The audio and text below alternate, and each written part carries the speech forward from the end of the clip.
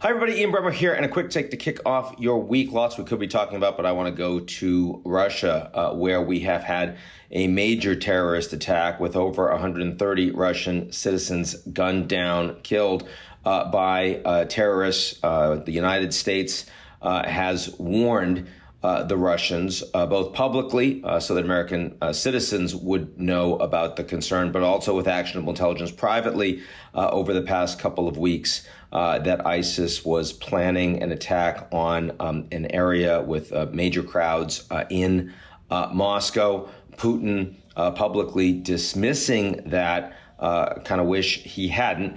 But that we are where we are. And Putin has now spoken to the nation. There have been a number of gunmen that have been rounded up and arrested, four that we know of, Tajik citizens. And Putin did not mention that ISIS has taken credit for this terrorist attack, nor that they then released videos of some of the attackers as they were engaging in terrorism inside the rock concert venue. Instead, he spoke about implausibly about links to Ukraine that don't actually exist. Why would ISIS-K do this? Well, I mean, the main reason is because one of their two home bases, Syria and Iraq, in Syria, destroyed by Bashar Assad with the direct help from Putin and the Russian military. Nobody else doing that with Assad on the ground. And there have been many terrorist attempts against Russians as a consequence in that regard, but none with spectacular success for them, like we've just witnessed. Why wouldn't Ukraine be responsible? Well, first of all, because they haven't actually been targeting civilians at all. In fact, the one time that they engaged in terrorism, and it was terrorism, was an attempt to kill an individual high-level Russian extremist, but who was not a political figure. He had been informally an inspiration to the Kremlin and been calling for pogroms against Ukraine, which he said shouldn't exist as a nation. And they didn't get him. Instead, they got his daughter. And the United States and other NATO allies were quite angry about the fact that the Ukrainians were engaged in that. But aside from that, it's been attacks on critical infrastructure. That's another thing. And certainly if you want to talk about the Nord Stream pipeline, highly unlikely the Russians would have blown up their pipeline. Much more likely the Ukrainians, either by themselves or with support, would have been responsible for that. The investigations have been inconclusive. That strikes me as not enormously plausible.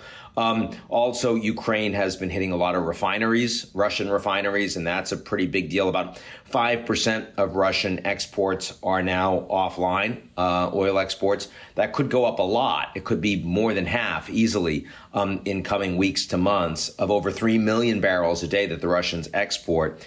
If Ukraine starts hitting Black Sea facilities, which they're certainly capable of doing. So global economic impact of this war continues to be very significant.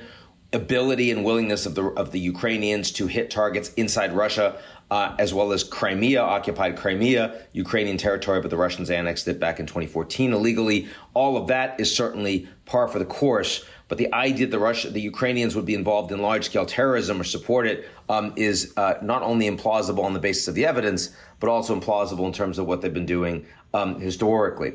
But of course, that doesn't matter to Putin, who now intends to use this to drive more military efforts against Ukraine, more civilian casualties. And that's what we saw in the initial 48 hours after the attack, unprecedented levels of missiles being sent against Kiev, the capital Kiev, with lots of civilian targets, as well as West Ukraine, Lviv in particular.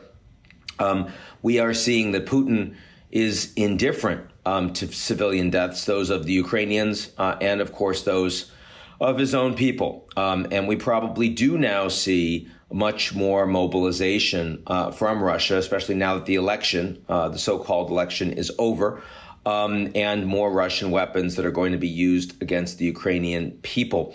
The most concerning piece of all of this, I mean, leaving aside the fact that Russia now has a second front they need to fight on, they have, a concern with radical Islamic terrorism that has grown in terms of the capabilities, and whether or not Putin says he's going to fight it, he's going to need to fight it, and that's going to take away scarce resources for him, and it's going to put more Russian civilians at risk.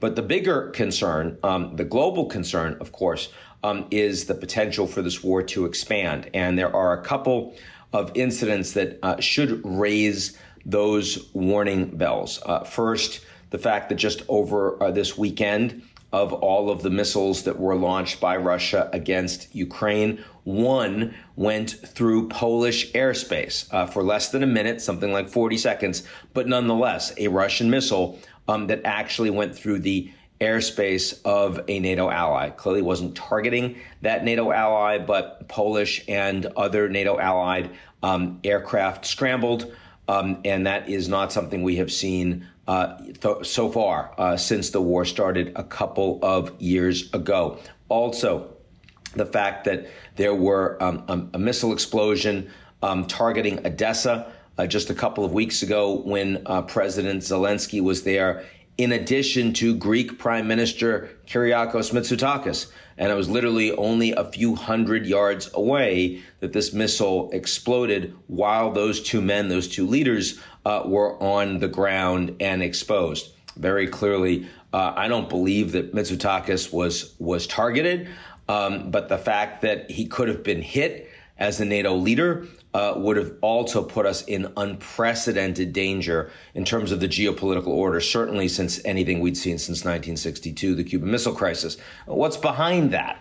I think the most likely thing behind it is that Putin doesn't have complete and operational control over everything that's going on the ground. His military is badly trained and organized, and that this was probably a mistake. Whoops. But, the fact is that when you have lots of people go into Ukraine and borders they look very defined on a map, but they're very porous in real life, the potential for mistakes to lead to extraordinary escalation pretty high. And certainly the willingness to allow for those mistakes to be made is higher than you would like it to be. The checks and balances there don't seem to be all that concerning for the Kremlin or for Vladimir Putin. Of course, a worse explanation would be that Putin actually is prepared to take those risks to brush NATO back. And that, of course, would lead to much more likelihood that we would have escalation that would bring a NATO ally into the war, something that clearly nobody out there wants to see. But it's worth talking about. In the context of all of this, it's much more likely the Ukrainians are now going to get their $60 billion of support. That would be the largest piece of military support so far from the United States, approved likely in mid to late April. It is also, they're seeing more ammunition, more economic, more military support from the Europeans, even though the lion's share of the military support is from the U.S. And the war continues to be dangerous, continues to be unstable, and continues to be no end in sight. So that's where we are after some very unfortunate headlines and events over the last couple of days. And I'll talk to you all real soon.